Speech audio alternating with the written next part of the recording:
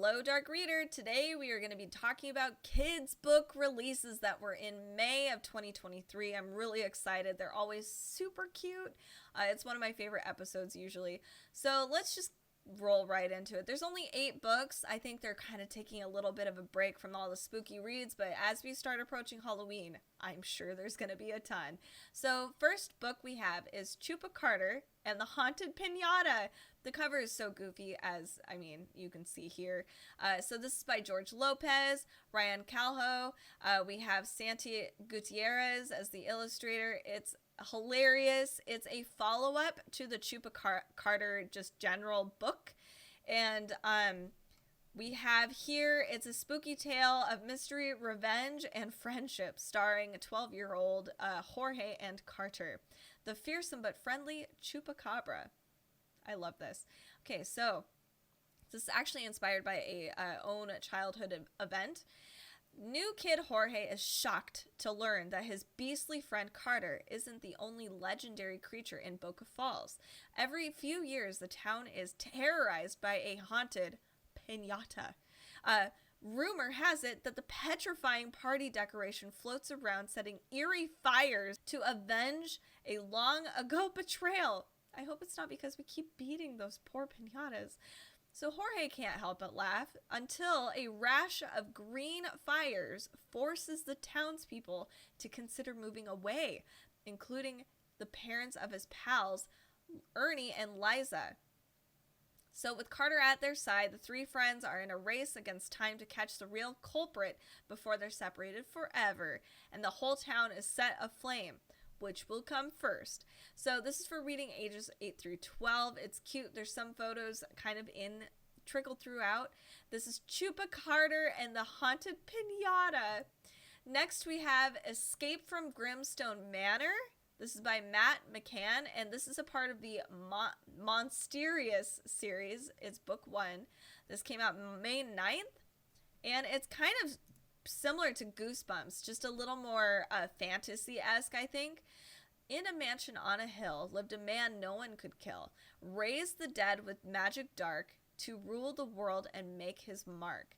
Zari has always been fascinated by creepy stories about Hezekiah Crowley and the real-life inspiration behind her local amusement park's haunted house attraction. Oh, okay, this doesn't look like a dark fantasy. Okay. So she's thrilled when her friends Mateo and Taylor agree to go on the last ride of the day before the park closes. But when the ride breaks down, the 3 get trapped inside the haunted house for the night. As if that weren't scary enough, the kids stumble onto a hidden staircase leading to a dark, cobwebbed crypt that does not seem like it's a part of the ride. And by the looks of it, they aren't alone down there. Is it possible the stories about Hezekiah Crowley and his monstrous experiments are true? And if so, can Zari, Mateo, and Taylor make it through the night in one piece? This is for reading ages 8 through 12. This is book 1 of the Monsterious series, Escape from Grimstone Manor by McMann. Next on our list is I'm Not Scared of Monsters. This is a picture book. This is by Byrne, and it came out May 10th. Ella is not afraid of monsters, much to the dismay of the 3 big, silly monsters who try their best to scare her.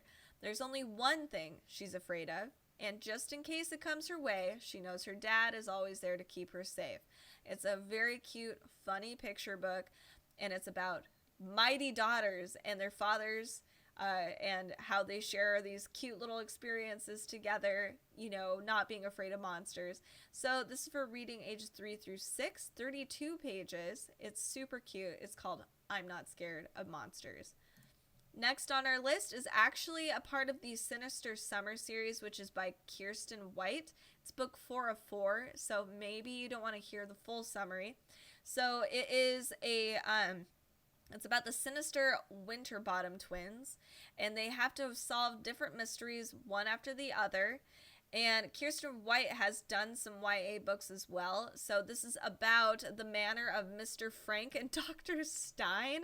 This is really cute. So there's fake volcanoes, real sea caves, strangely modified frogs, and startling betrayals, and a lightning Struck Manor. The cover, as you can see, is super cute. Check this one out if you want like a whole series of fun Sinister summer stories. This is Menacing Manor by Kiersten White. Next, another great one for summertime. It's Monster Camp by Sarah Henning. It's Ghost Squad meets Hotel Transylvania. It's cute because it's like out in the middle, summer camp, people are LARPing, but it's full of actual monsters.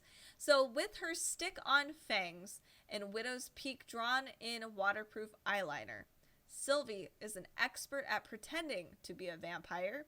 More kids at school would know that if they bothered to join her monster LARPing club. More kids at school would know that if they bothered to join her monster hunting or LARPing club. Shame on them. Not even her dad understands her passion for the undead and denies her request to attend a monster LARPing summer camp. But Sylvie is not so easily deterred. She decides to tell her dad she's attending another camp located near Monster Camp. Then she'll sneak over to her real destination after he drops her off. Sylvie feels bad for lying to her dad, but there's no way she's going to be able to do it, and she's not going to miss out the chance. So when she lays eyes on Monster Camp, she knows that it's totally worth it. The immersive campground looks like it came right off of a Hollywood lot.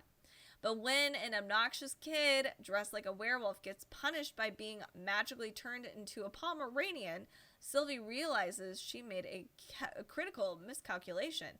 These aren't LARPers. They are real monsters. Sylvie's preferred costume means she's placed with blood-sucking, human-biting campers who would breathe fire if they knew about the truth about her.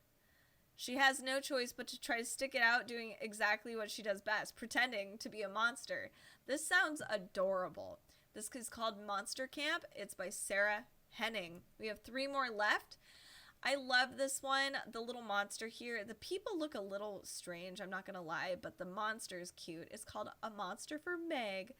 This came out May 3rd. It's by Lois Wickstrom, and Nicolás Milano is the contributor. Monsters are scary.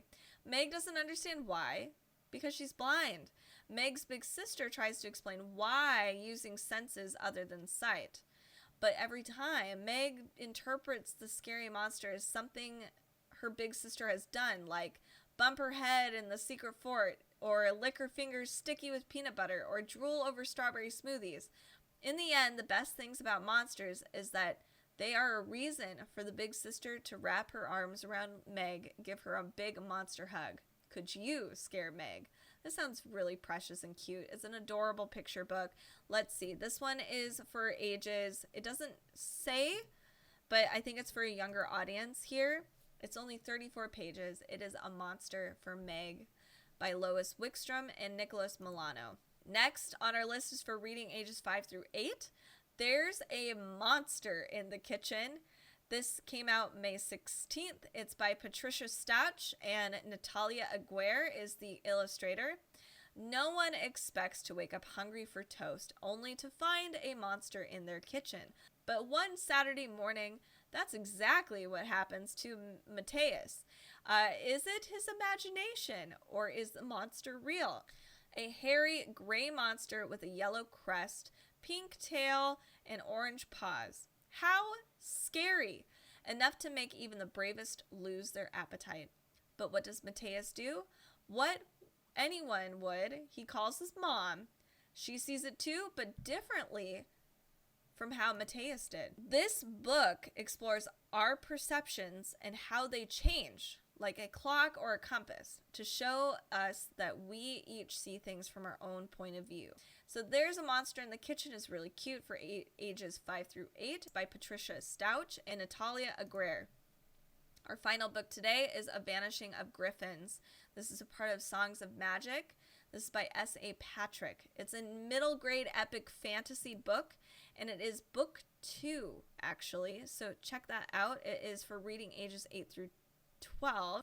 Actually, I lied. So this one, A Vanishing of Griffins, looks like it might be the 3rd book. I'm kind of confused with the publishing notes. So we have A Thunder of Monsters, A Vanishing of Griffins, and then we also have A Darkness of Dragons, which that one came out in 2020.